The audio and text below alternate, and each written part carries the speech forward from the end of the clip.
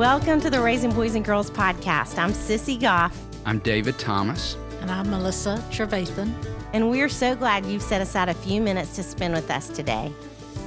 In each episode of this podcast, we'll share some of what we're learning in the work we do with kids and families on a daily basis at Daystar Counseling in Nashville, Tennessee. Our goal is to help you care for the kids in your life with a little more understanding, a little more practical help, and a whole lot of hope. So pull up a chair and join us on this journey from our little yellow house to yours.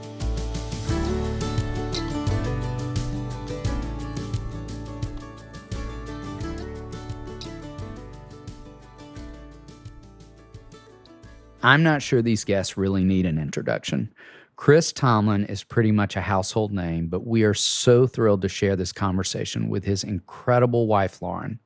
This is quite a power couple touching countless lives, not only through music, but through their nonprofit For Others, which partners with organizations, community partners, and caregivers to offer holistic services for at-risk families and children. It is such an honor to sit down with the Tomlins to talk about everything near and dear to their hearts. Well, y'all, we are so excited. You have been on our short list to call for so long to get you on the podcast, and we're just honored to get to sit with the two of you and have a conversation. And I got to over dinner. That's right. How long? Like, because you didn't have COVID, but I've been around COVID and missed that Yes. dinner, getting to be with the two of you all. I'm sad I had to wait this long to be in the room with you. It was like but 2 worth the years wait. ago.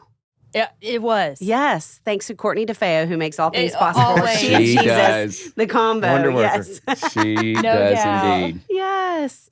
So we'd love to start with y'all telling a little bit about your story and your family and how you met, where you're from, all those things. Yeah, okay. You can kick it off? You kick it off. I'm from a small little town in East Texas, and we have a red light at Dairy Queen, and this is cool about my town. We have the salt mine, the Morton Salt Mine is in my town. Wow. Okay, so that's where there's about 2,000 people in my town, and the little girl with the little yellow dress and the Yes. Morton Salt, that comes from my town. And so you have the Salt Festival, the Salt Queen, the Salt Rodeo. It's just salt. And here's the situation. funny thing is in the middle of our town, I'm not exaggerating, there's only one intersection. There's only one, like the intersection in town with the red light. It is a big block of salt, and massive block of salt, and people come and lick the salt. No, they do not. Yes, they travel from around East Texas. This is what you have to do in my town. That's the only thing you have to do in my town, I guess. And so I'm just setting the stage of where I'm from, where I come from. Licking the salt. Yeah, they come and there's just this one big block of salt. So yeah, I started doing music since I was a kid, and it's taken me. Would have never dreamed where it's taken me, and all these kind of places, and end up in this crazy journey, moving to Atlanta for a little while, and I meet Lauren. That's where I meet Lauren, and we can talk about that whole thing. She loves to. This is the best story. She loves to talk about that. And I'm so excited. So I grew up most of my life in Texas, then moved to Atlanta for a stint and met Lauren there. And then about 7-8 years in to that, we came here to Tennessee. We live in Franklin, which is obviously south of Nashville, and just raising 3 girls, and it's just it's an amazing time. I love being here. I've always come here throughout my music career, so it's like makes sense to live here. I love raising a family here. I thought most of my life I spent single. We can talk about that if you want to get into counseling, but most of my Are you scared? most of my life I spent single, so I could live anywhere. But then when I thought about, gosh, I got girls, raising a family, settled down here, and I think we're here for a long time. So the funny story that he was referencing, this is the greatest story ever. And I talked to my girls about it a lot. We have some good laughs over it. So he moves to Atlanta to plant a church. And so my friend was like, hey, there's this guy, his name's Chris Tomlin. You know of him? And I'm like, no, So she's like, we're going to set you up. Like there's this other couple and there'll be a great setup, right? So we go to this great fun restaurant in Atlanta and we get there and literally the whole dinner, he talks to the two of them and does not look at me or engage me the entire meal. Yeah. And I literally... Hard to get. That's why I play hard to get. It works. It works. But I literally was so confused. And afterwards, like, my mom called, was like, how was the date? And I was like, it was the strangest thing. Like, he literally, like, locked eyes and talked to them the whole time and didn't even barely ask me a question. So bad. And somehow it all worked out. So bad. It all worked out somehow.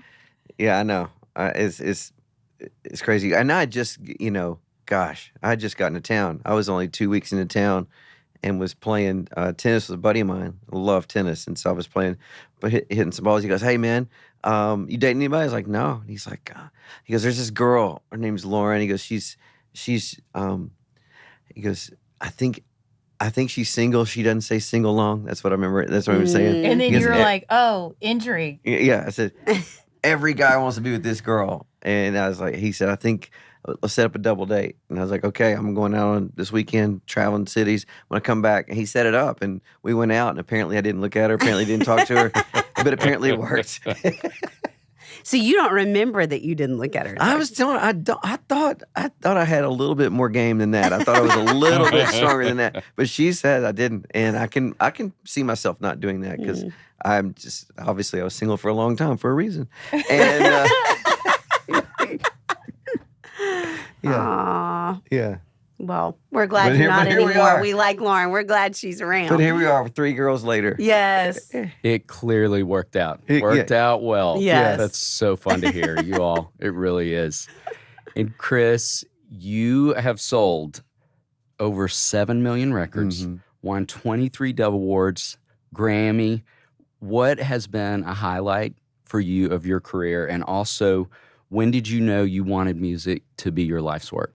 I love telling this story. I've told this on tour, and it was the very first thing I ever got asked to do. Like I said, I grew up in a really small town. Would have never dreamed of doing this. My dad put a guitar in my hand when I was 9 years old. It was Willie Nelson, Waylon Jennings, and Merle Haggard. That's what that's what he cared about. And he's like, this is what you need to learn. These are the songs you need to know. And that's what I learned how to play. But I play at my church as well. And so I grew up playing in my church, and I got the opportunity when I was a senior in high school to play at this week-long youth camp. And it was the first time anybody invited me to play anything. And I was like, oh my goodness. And I said, yeah, I'd love to do it. I'd only played at my church, so I had no idea what I was doing. And I came there, I had a stack of note cards of songs because these early worship choruses that were kind of making their way through the church. Like, I love you, Lord. Lord, you're more precious than silver. Some of these early choruses. And I had a stack of note cards of these. And I put these note cards out on the stage each night before anybody would get there. I didn't know what I was doing. It was all kids my age. I had a guitar. Wow. I would just sing the songs off the note card. I would learn, I'd have the chords and the words, and I was so bad. And at the end of the week, this guy named James, who was speaking, he was speaking at this event, and I'll never forget. He looked at me and he said, Chris, 2 things. One is you have no idea what you're doing. I was like, wow, thank you, James. And he said, secondly, you have no idea how God's going to use your music in the world. And I'm in high school. I was like, I don't know what you're talking about. I don't have any songs, and like they're on note cards. It's other people's songs. And he said, I've been praying for you this week. God just impressed on me that you're going to write songs and the whole world's going to sing them. Wow. And I remember he looked at me and he just put his hand on my head. He looked me right in the eyes and said, God, would you make Chris a psalm writer for his generation? And it was like lightning went through me. It was like this marking moment in my life. I'm a senior in high school. I'm like, what's going on? And it started this journey. Isn't that amazing? The power of a blessing. Yes, absolutely. Yes. The power of a blessing and someone to believe in you, right? Yes. And I know this is a parenting. I know this is talking about parenting in a bit, but that's what it all is about believing and giving people wings, right?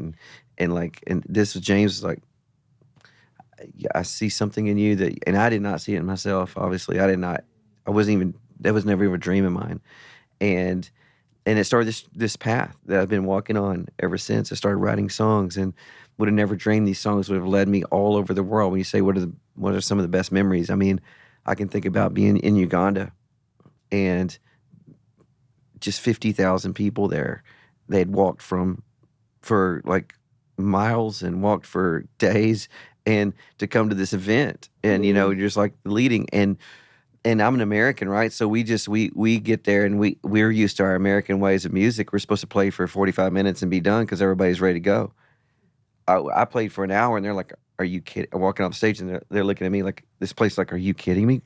We came this far. You're going to play for an hour? No, get back up there." And it was like I played for like I played every song I knew like 3 times. It was like I played all night, and they weren't going to leave because they're not going anywhere. They got to journey back, and so those kind of memories to like from starting from where I started from to find yourself there to Madison Square Garden to Hollywood Bowl to like all these places it was just crazy to me. But it started with someone saying, you know, "I see something in you," and prayed a blessing over me that I would write songs that would help people sing. And that's what I've always tried to do. You know, even when I was since I was a little kid, I would tell my mom, I would get a chance to play this at church. I can remember this, tell my mom vividly, "I really like it, Mom, when people sing with me. I don't like it when I'm just standing there and people are looking at me while I'm singing." I didn't know how to articulate it. I didn't know what a worship leader was. I didn't know what worship music was. Never heard the term in my life. We went to a church. You sang 3 hymns, and you heard the message, and you went and watched the Cowboys. That was Sunday, right? And so here I am now trying to write songs to help people sing. And that's what I've always tried to do. And so it's been an incredible, incredible journey, but it started in a real simple place. How you have lived into that blessing. My goodness. And how we have all benefited from you living into that blessing too. And I met James. I was with James 2 nights ago. No, were you really? Wow. James called me, fast forward many years. We won't say how many. Fast forward many, many years. James calls me and he says, and it's, this time on my phone, it's Senator James Langford. And he's an Oklahoma senator. Wow. And this same guy, who when I was 18, put his hand on my head, is now a United States senator. And he calls me and says, I'd like for us to lead I'm leading the National Prayer Breakfast for the nation. Ugh. And he said, I want you to come do this with me. And just a couple of years ago, I found myself in D.C., and it's me and the president and the vice president and James at a table at the head. And Lauren was there, James' wife was there, first lady, second lady, James. And I'm just like, and I remember I'm leading My Chains Are Gone, Amazing Grace, My Chains Are Gone. And I'm up there going, it's 3,000 world leaders from all over the world, all the different dress, all the different things, all the different cultures. And I'm thinking, no one on the stage knows this story but me. This guy on the very end of this table, when I was 18 years old, said, one day you're going to write songs and the whole world's going to sing them. And I'm standing in front of the whole world. I'm standing in front of the leaders of the whole world, and I'm singing these songs. And I'm thinking, God, how do you write a story like this? This is crazy. And so just a couple of days ago, I was played in Oklahoma, and he was there, and I had him stand. I said, and I told that story, and I said, and this is actually the senator of your state. And people are like, what? I would never dream this guy that you see on, if you watch TV and you see him with Wolf Blitzer talking about whatever Lauren's done. He was on the other day. Was you know, he? the guy who I'm just, gonna watch for him now. the guy who just said, hey, when we were really young, this is that same guy. So it's amazing stories. Gosh, I'm so grateful that he followed God's prompting too. I mean, what a reminder of the difference you can make in a child's life, a kid's life, when you feel led in that moment. Yeah. Yeah. I mean, what a bold thing to say, right? I had no songs. Hey, kid. And he goes, you're going to write songs. Yes. I'm like, what? Yes. Yes. Wow. Well, Lauren, I hear your name all the time. I mean, I think we have a lot of mutual friends, certainly. We do. But I feel like I was getting in touch with Courtney to get your information, I was like, I don't even know what she's doing, but she's doing so much. Because that's what it feels like. You are giving in so many spaces. And I know there's a women's event, but I feel like there are a lot of other things. So I would love for you just to share a little bit about what you're doing and what you feel passionate about, because you certainly have your own ministry in a lot of places too. I do. In a lot of ways, it's hidden. And so it's one of those things that I very much have appreciated, hearing the voice of God and his guidance, because I think in marrying someone who's well known, there tends to be the 2 places you can go to try to compete to stay neck to neck with them, or you can kind of fall away or resign or hide, which I think is what I did probably in our first couple of years of marriage, just finding my footing in that. But God has just always really spoken to me about the quiet places and like showing up for people in real personal ways. Yes. And so one of the things that I really enjoy doing is meeting with people, like inner healing, listening prayer. That's just been so huge in my own life, inviting people to really hear from God, that he speaks. You know, I'm the good shepherd. My sheep know my voice, and kind of facilitating that. And so you mentioned a women's retreat. My parents have a retreat. It's called Adventures of the Heart. It's kind of similar to John Eldridge's message. His message transformed their life. My dad was a pastor, and their marriage really took a complete 180 when my dad started dealing with his brokenness, his anger, and what I grew up with. You can manage sin with verses, which is all he knew at seminary. They told him God doesn't speak, and they didn't talk about warfare. Two huge things that are, one, warfare is a part of our life. There is an enemy, and we have authority over that.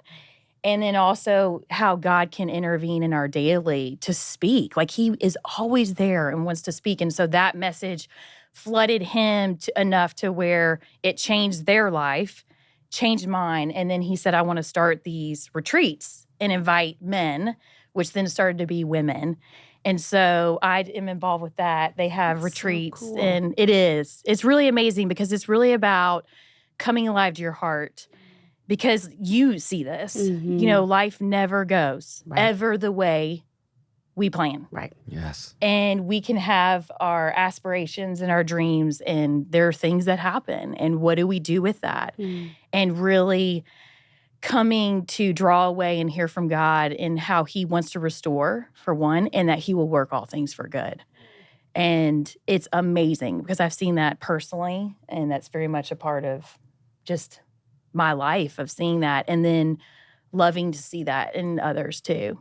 Well, you must be facilitating and helping others get to that place because, really, I cannot tell you how often people say, well, I was with Lauren Tomlin, or Lauren Tomlin really helped me, or, just constantly. Well, I hear your name. It's I'm kind of surprised. sweet. I'm off the grid. Wow. I don't have social media. Well, but you're making a big difference. Yes. Even off the grid. Yes. Thank you for sharing that.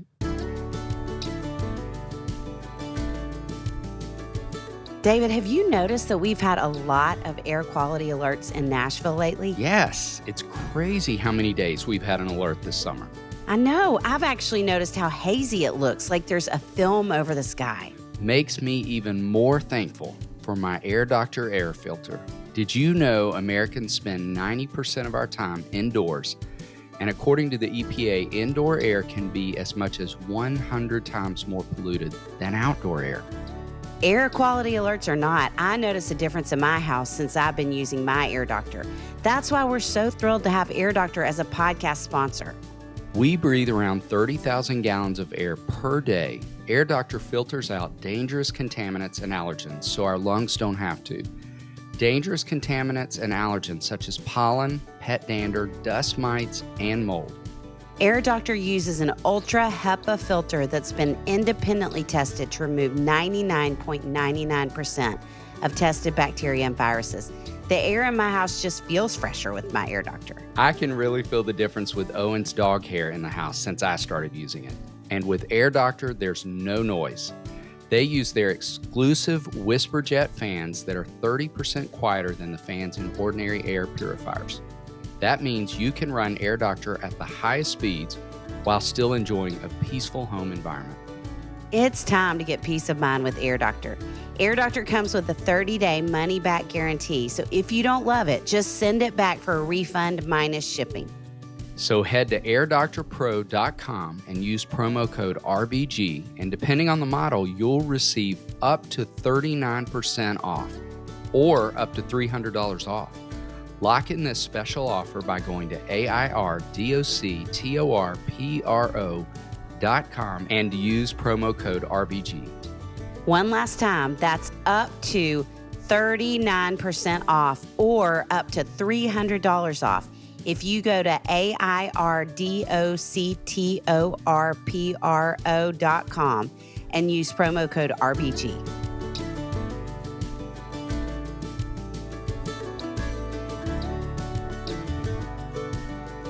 Okay, Sissy, I'm dying to know what Every Plate meals you've tried lately. Oh, I have had the best meals this summer with Every Plate. Zesty Southwesty steak salad. That one's just fun to say. Curried chickpea salad wraps. They were so delicious. Oh, and the Baja shrimp tacos with pineapple salsa. You know I loved those. I know you did. Those sound incredibly delicious. We had the Baja shrimp tacos too. We really love them, but I think our absolute favorite has been the burst tomato linguine with kale and lemon garlic sauce. Well, that one just sounds like summer. Tasted like it too. I think Connie's favorite part of the summer Every Plate menu is that the meals are oven-free, which keeps our kitchen cooler on hot days. And Every Plate is 25% cheaper than grocery shopping with no hidden fees, so you can count on great value week after week. Plus, only pay for what you need with pre-portioned ingredients. Every Plate provides all this delicious variety so you never get stuck in a cooking rut. With 26 tasty and affordable recipes that change every week, it's easy to find something for every meal of the day. Plus, add even more delicious options to your order with up to 22 sides, lunches, snacks, desserts, and more. Get started with Every Plate for just $1.49 per meal by going to everyplate.com/podcast and entering code 49RBG. Go to everyplate.com/podcast and enter code 49RBG. We would love to ask you both too, do you each have a favorite of Chris's songs? And if so, tell the why behind that. Oh, I guess I get asked a lot what my favorite song is that I've written, and it's usually whatever's the latest song I've written is usually my favorite. But when I look at the overall, I guess, catalog of songs over the years, I would go to "How Great Is Our God" because of how that song.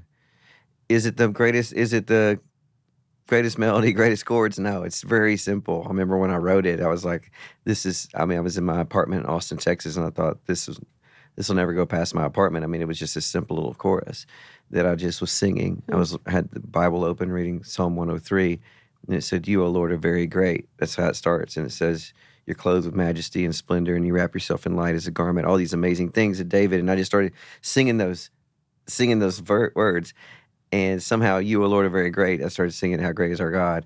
And what I love about the song, and why I always say it's my favorite, is how it has gone to places I would have never dreamed. And it has been translated across languages, cultures.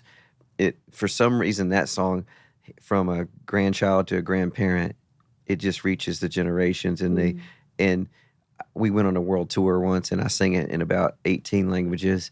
Butchered 18 languages. But, I remember being in Tokyo and the place really not connecting much in the language barrier. And I had learned a little bit of Japanese. I was just starting singing "How Great Is Our God" in Japanese, and the whole place comes alive. Just start singing it. And they known it. I remember being in a studio and I'm recording a song, and we had this African children's choir come to sing with me. And they have no idea who I am. They're all AIDS orphans. And we're in the studio, and I'm about to sing. I'm about to do a song, a different song that I'm going to record with them. And the choir director just says, "Hey, let's just warm up, guys. I know y'all are nervous. These little kids in the studio. Let's just warm up. Let's just sing something." And these kids start singing "How Great Is Our God." They have no idea who I am. Wow. They don't know that I wrote that song. I mean, I start bawling. I'm just like, "What, Lord? How do you let me write a song?" And it just finds its way to where it's just what these kids sing. And when a song goes, and I feel like that song has gone past me, what I mean is it has nothing to do with me anymore. It's just a song people sing, And that is like, that is greater than anything, because maybe after I'm long gone from this place, who knows, it might still be sung, and I don't know, but, and probably, it's probably my favorite recording I've ever made is called the World Edition of that song, "How Great Is Our God." And so I decided after we did that world tour, I asked a lot of worship leaders from around the world, would you sing it in your language? And let's put it together. And so if you listen to the World Edition, it's in about 12 languages at the same time, taking different parts of it. And you just kind of feel like, okay, this feels like a little piece of heaven. This is like the world. and all around this simple song of how simple a declaration, but how true. Just when you hear all these different languages saying how great is our God, it's really powerful. So it's a long answer to that's probably why that's always kind of go back to that one. Thank you for that. Do you have a favorite? I have to speak on behalf of our 2-year-old daughter, who's always in the back seat, and it's like, "Only forever" is what she always asks. I'm just like, oh my gosh, we have played this 1,000 times. So tired of hearing this song. But it's Chris's latest song, and I believe you wrote it with Bethel, with Jen and Brian Johnson. Yeah, and Jason Ingram and Phil Wickham, Holy Forever. Yes, Holy Forever. And I'll read the lyrics. I had to pull them up because I did not want to butcher them. But I think it's a timely song for where we sit right now. And I'll read them first. It's, your name is the highest, your name is the greatest, your name stands above them all. All thrones and dominions, all powers and positions, your name stands above them all.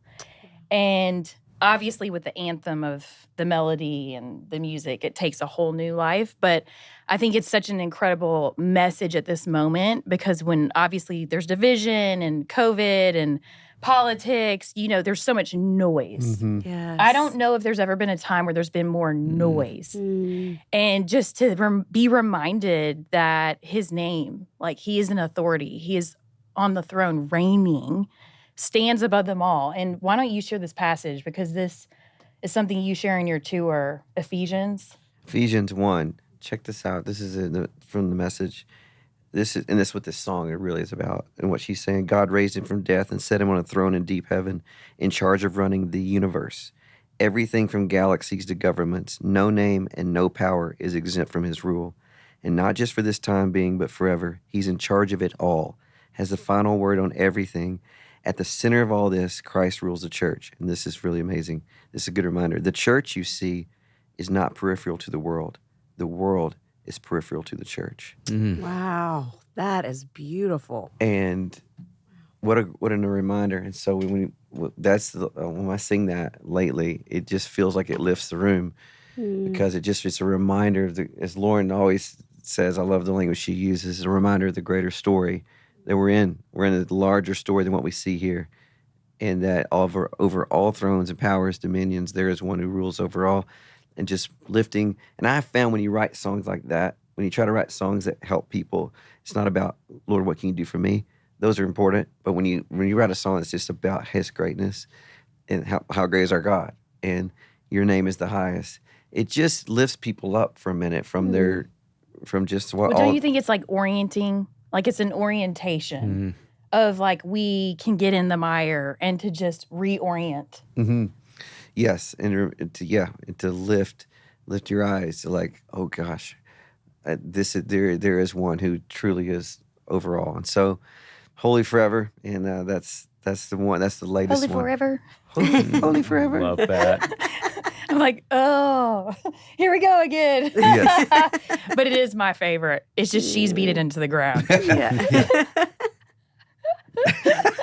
As Literally, only a 2-year-old can do. Yes. Yes. Oh my gosh, we Yes, don't listen to that's anything so else. Yes. Sweet. Bless her. Oh, sweet. I love that. Well, speaking of her, how do y'all balance all the things? So, music, travel, all the ministry that you're doing in all the different places. I mean, how does that work with these 3 girls? Yeah, I mean, it's something you have to continually fight for and think about and go to. I mean, I go to Lauren with almost everything. It's like, I get these opportunities. What do you think? Because it's different when you have this family, and especially young girls and young kids, whether it's girls or boys, just young kids. And it's a lot. I mean, she's a single mom most of the time when I'm on the road. And it does. We tried them coming out. Everybody's like, "Did the family come on the road with you?" That's a disaster.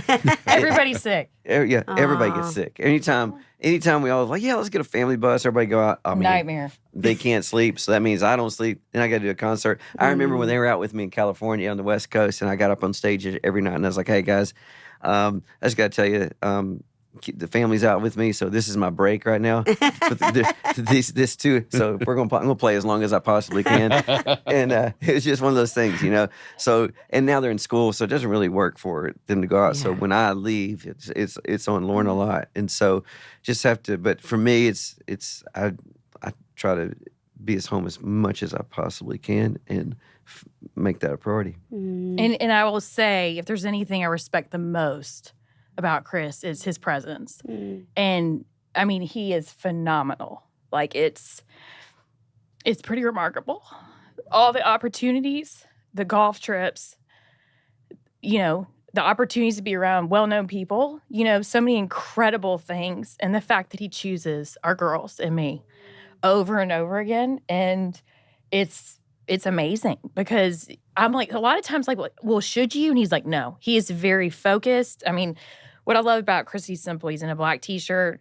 He does his kale salads and his smoothies. And he's very focused on family. Like, it's very laser focused. And like, you have a quote that I always think is so huge that you're like, at the end of the day, I don't. Yes. I always just say this to her. Any of these things are like at the end of all this life, all you got is your family. At the end of the day, really, that's what you got. I mean, that's what God's given you, and He's given me these girls. He's given me Lauren. That's what I got at the end of the day. And you got great friends and great things, but all that comes and goes. But at the very core of it all, this is what you got. This is what you've been given, and so I always think that way, Well, speaking of those three kids, what is unique about raising three girls? Well, let me say, I only had brothers growing up, so only boys in my house, and that's all I knew. So when I've had my first girl, I was like, oh gosh, what is this going to be? Then the second girl was like, oh my goodness. Then the third girl. And for me, I like to say it, there's a lot of emotion in the house. Someone's crying at all times. It's usually me, but someone's crying at all times. And I'm just kidding. It's so special. I mean, I'm a girl dad, and that's what my life is now. And I can't imagine it any other way. I mean, the relationship between a girl has with a daughter has with her dad is so special. And I feel that. It's different than a daughter and a mom, right? It's a whole different thing. Just like if I had a son, I'm sure it'd be like this whole thing. So I'm a little bummed for Lauren that she doesn't get that thing. Hey, we have our shopping trips. But she has that we won't tell you about. Plenty of things. But believe me, they go to mom. Mom is everything. But there's a special thing, and I love those girls, and I'd do anything for them. I would do. What a privilege to raise these girls. I love it. Our little 2-year-old, she'll put on a little dress, and she's like, "Go find Dad." Like it's such a young age. Like I don't tell her. It's like just the delight of a father. Yes. She's like, "Go find Dad," and she'll go run back to his bathroom to go see him, and. It's real sweet. But there's crafts everywhere. Yes. Like Maddie goes it's through unbelievable. The trash, and I'll find stashes of Califia bottles and drawers, and it's mildew, and she's like all these crap. I mean, it's boy moms are always like, oh my gosh, how do you do it? Just stuff everywhere. It's crafts. Yes, it crafts is everywhere. Everything, and it's so amazing looking at it now. It's just incredible. All the clutter. All the you clutter. Love clutter. I do not. And all the cards, but all the drawings, all the things, making things all the time. I feel like I have known over all these years of counseling girls, I don't know how many dozens of families with 3 girls. And I think there's really something special about 3-girl families and what it does for the 3 girls. I feel like almost everyone I can think of right now of 3-girl families end up being so close. Later on, the sisters develop this really unique connection and depth of relationship that makes me that's the hope, for right? Your girls. Buddies. Yeah, absolutely. Well, it's beautiful. I mean, our age ranges are 11, 8, and 2. Yes. So the 2-year-old was a surprise, and a great surprise, and and it's beautiful watching Ashlyn, our oldest, and take that big sister and just what it's done in her, what it's done in Maddie, having a baby sister and taking care of them. That, like you said, it's just they have this special thing together. Mm-hmm. That's so sweet. Well, so this season of our podcast is focused on raising emotionally strong and worry-free kids is kind of the theme. And we would love to hear something that y'all worried about in the early years of parenting, maybe that you think, I didn't really need to worry about that so much. I think the funniest thing, I think back when they're an infant and how much you get so stressed about the schedule and like, am I holding them too much? And it's like all the nuances. Yes. That looking back, it's like you progress out of it. But in the moment, you feel like I am making or breaking this child. Like they're going to rule me the rest of my life if I don't get this one thing done, if that makes sense. So I think the biggest thing that I've just learned as I've progressed from 1 to 3, it's the marathon, not the sprint. It's the steady ongoing, and it's not like the one thing but late at night when you're toiling and trying to get them to sleep, and it's like, should I do this and should I do that? You start to lose perspective, especially with that first one. Yes. Great reminder. Right. Yeah, I agree. I mean, that's the thing. I'm watching, oh my goodness, they're not getting 8 hours of sleep. That means they're not going to develop. They're all the things. Oh my gosh, they're not eating the right things, and we're trying all the things. You think, okay, just relax. That's the one thing, and that lessons. Obviously, everybody talks about it. But lessons by the by the third child. What Nate Bargatze, what was he saying just recently? It was like cracked me up. He's like, the first child, it's like, it's just so strict and everything. And then my baby sister, apparently she got raised by her best friends.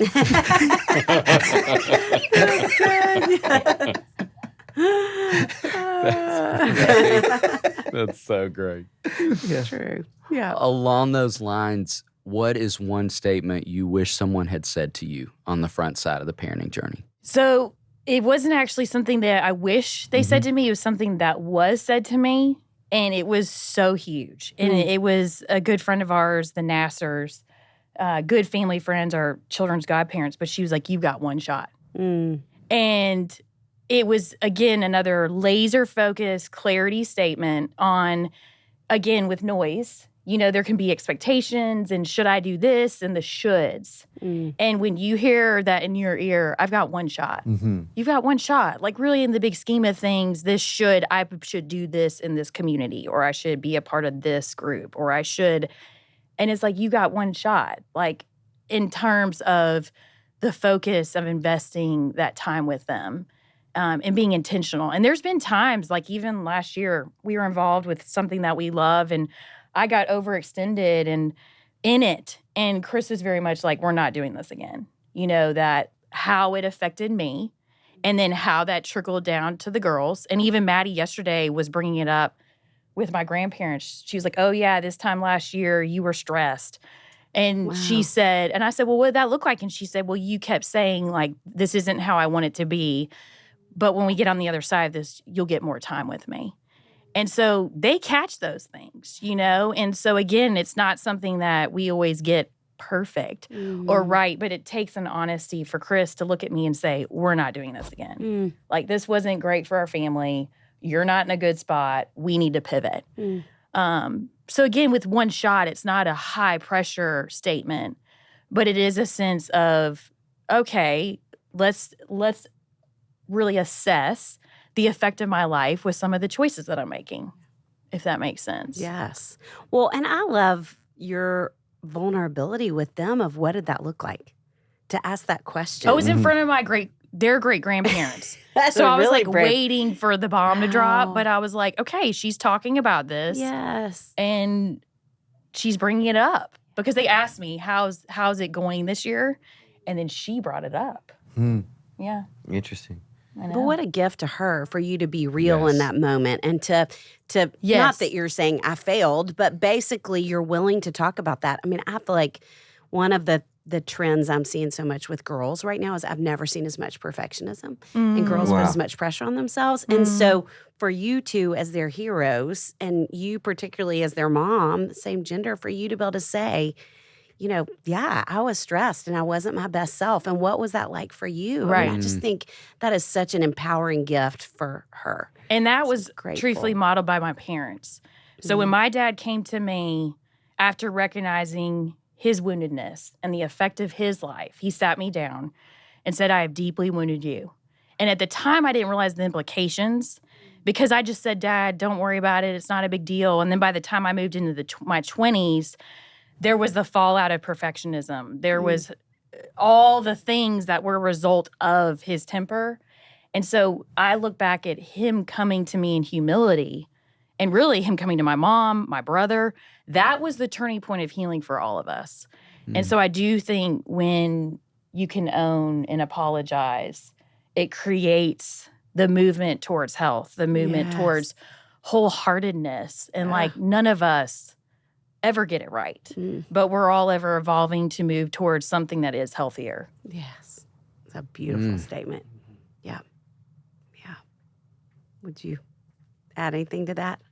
One of the things that I'm trying to do right now when I think about if somebody, you know, what I wish I would have known or what I'm learning now is that I was just reading this in an interesting book recently about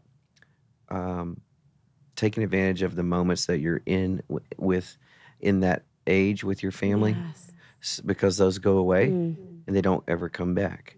And so, like, for example, all my girls, all they talk about is wanting to snorkel. That is it. Snorkel. That is all Great. they talk about. When they're late teens, is that all they're gonna talk about? Maybe not. Maybe, but maybe not. But right now, they're just like, Dad, we want to go snorkel and see some fish. So I'm like, that's not gonna happen 6 years from now, probably. So I need to figure out, I want to do this. So Lauren, we're planning a trip. Good. So because that's what they want to do right now. And that's going to go away. And so, but there's all kinds of things that, okay, what are the things that your children are, this is the moment you can do that. And that's not going to happen again, probably. And because it goes quick, you know, and that's what I'm trying to learn and not let those times slip away and say, oh, we'll do that later. Or we'll figure it out. But I was like, okay, no, we can do that. We'll figure it out time. That's what you really want to do. Let's figure that out. Yeah. So, y'all, I mean, obviously we are, as therapists, we live in the land of feelings a lot. And I think I probably feel particularly passionate about this with girls. There are so many feelings. And I'm like, talk to me. I'm like, this is like, what do I need to know? I'm like, there are a lot. Can we flip the script now and you start talking? Well, we talk so much in both of our offices really about in the midst that the feelings are so important and teaching kids to name their feelings and helping them develop an appropriate language and vocabulary for those feelings. And as they're spinning and the helicopter's going down, wanting them to have truth that undergirds and supports the feeling. And so if you had to each say one truth that you go back to when you are worried, when you're sad, even when you're just feeling a lot, what would you say is one truth that helps you? That is such a good question. Something that I'm really sticking with in this day and age is if you don't have peace, diligence is required. Vigilance. Vigilance is required. Will you say that again? If you don't have peace, vigilance is required. And I'll explain that. Obviously, you look at my 2-year-old. I could send her out with Ashlyn at 11 around a pool. If I don't have peace, vigilance is required for me to step in, and instead of sitting there in the kitchen and worrying and then, going through, I just trust God. Well, there's some level of unrest. So follow that. I need to step in and engage as a parent. Does that make sense? Yes. And it even goes down to just decisions I'm making. I mean, just recently, I've had started releasing them to go, the 2 of them, throughout Target. And I was like, this was a big deal. Like, go for it. The 2 of you can go in hand. Well, then I heard recently, we live in a quiet area of Nashville. And at the local Target, there was a mother and she was on the other side. And somebody approached her kids in a hoodie to give them $20. And so at that point, I was like, okay, as a leisurely parent, I would love to send them across Target. Now vigilance is required. You know, like it was just one of those moments of like, I've got to step back in and engage at this point. Yes. There will come a time, you know, when Maddie gets older, but I don't know if that's the right thing now. And so I think it's just, you know, it's one of those things where you have to set aside your, you know, your privilege, your leisure to step in and really parent. Does that make sense? Yes. And if you don't have peace, like you've got to listen to that Yes. versus trying to diminish it. And I just want to piggyback on that because that's what we've talked about on this and being vigilant with our children, and that is, you know, that's not just like being, I don't know the word I'm looking for, but just being overly Paranoia. Yeah, it's not that. There's an interesting huge statue in D.C. And it just says eternal vigilance is the price for freedom. For liberty. And for liberty. Price for liberty or freedom. And obviously speaking of a greater thing, speaking of our nation, speaking of just what it takes to even build a nation of freedom, right? You have to be vigilant. You have to, it doesn't just come. But I think about that with your family, with your kids. What would make a place give liberty and give freedom? It comes at our vigilance, our like just staying on this, our sacrifice, if you want to say. We sacrifice our freedom. Yeah, for their freedom. For theirs. Right. I mean, this Their is not innocence. Yes. This is a pain. I would rather be doing other things right now, but this is what it takes to be a parent. You got to be in there. You can't be passive. You can't. There's so much passivity, whatever the word is. There's so much of that in our culture. There's so much of that, and it is to be a parent is not for the faint of heart. It is getting in there and being vigilant with your family because maybe sometimes they won't understand it, but they probably won't. But that's what the price for hopefully their liberty, their freedom to be a child, and also you got to listen to that. Like Lauren says, it's easy to worry so much about all these things, but if you're vigilant, it takes away some of that worry because you're in the game, you're in there. And I just love that. The eternal vigilance is the price for liberty. And it's not a place of fear or paranoia. It's not sitting in that place. But it is saying there's a posture of engagement. Yes. Presence. And when the presence is there, then there's not that worry. It's not I'm sending them across Target, well, I hope it turns out okay. At that moment, I don't have peace right now with what I've just heard. Like my little Mayberry Target isn't necessarily Mayberry. Right. And that was a good thing to know.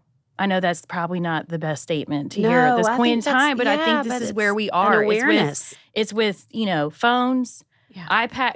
This. Mm-hmm. You're in it every single day. Mm-hmm. Do I have to Social media. really go and look at what they're reading before they read it? It's like, this is going to require more of me. There's that thing, but you are buying their freedom. Yeah, but that word vigilance is perfect with this thing. Right. I mean, if you're just passive with this. The phone. Yeah. Yeah, I'm holding up the phone for those who are watching us. I'm holding up the phone. If you're not vigilant with that, if you're passive with that, I mean, my goodness, what does that open up? Yeah, agreed. You all have shared so much rich truth. Yes, you too. you have. I mean, Yes. we could hold you hostage in this conversation for days, but we will not. But we could, and we love to end every episode. We move from parenting to food. We move from substantive to Always. silly, and so I like it. we're going to end with a 2-part question that is queso or guac, and then secondly, what's your favorite kind of taco? Okay. Queso or guac, that's so easy, man. Queso. I mean, are you kidding me? I mean, how could anybody choose guac over queso? Queso is cheese. I'm going to say guac. There you go. That makes sense. Yeah, definitely queso. Especially being from Texas, chips and salsa and queso are like, that's Tex-Mex, and that's what. And there's guac too. Yeah, you're right. Favorite taco? Favorite taco? Go ahead. I can't even think of one because You're from Texas, so there's all the famous restaurants. Well, I mean, for me, it's Papasitos, Yeah, come on. yeah. If that's right? if we're talking we need brands, one in Nashville. Please Yes, come. we do. we do need Papacitos coming here, please. We do need Tex-Mex, but for those of you who get Tex-Mex, Papacitos is probably one of the better places. Yeah, but that'd be my answer. Any taco from Papacitos? Oh, like the kind, man. It's weird. I'm so lame, but I'm like just I like it very very simple. Yeah. I like if you put a bunch of stuff in there, it's like Too much. I just like real simple The classic. grilled chicken. I mean, Mm-hmm. if probably my favorite thing is if I'm in a beach setting having blackened grouper Oh, tacos Oh, yeah. Yes. is that's hard to beat. That you is know, hard to beat. isn't it weird? It doesn't really work when you're not at the beach. Like if you're just in a landlocked place, it doesn't feel like the same as when you're at the beach. You're like, Yeah. blackened grouper taco. I'm pretty happy. Yes. Great choice. What about Anything y'all? you would add? Queso or guac? Queso. And I'll go guac. We've got everything you covered go. here in our Yeah. time. Bring it We on. can have a Casey. fun meal. I Yes, know, with we all could. of it. Yes. Yep. Did you have a taco, Lauren? Oh, Did it's you just couldn't- the anything? Yes, Papacitos. Yeah. What we haven't been there in so long. They're just the ground beef. I don't know. Yes. We need one. Yes, we Classic. do need one. Yeah. Y'all, thank you. Thank you. Just so much good wisdom and hopefulness and grace and all the things. And now we'll be in your ear after this clicks Great. off. We love that. Yes. Thank you you. both. Yeah. Absolutely. Y'all are awesome.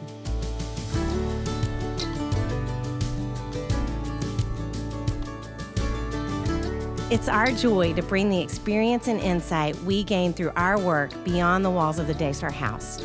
If you enjoyed this conversation, please share it with your friends.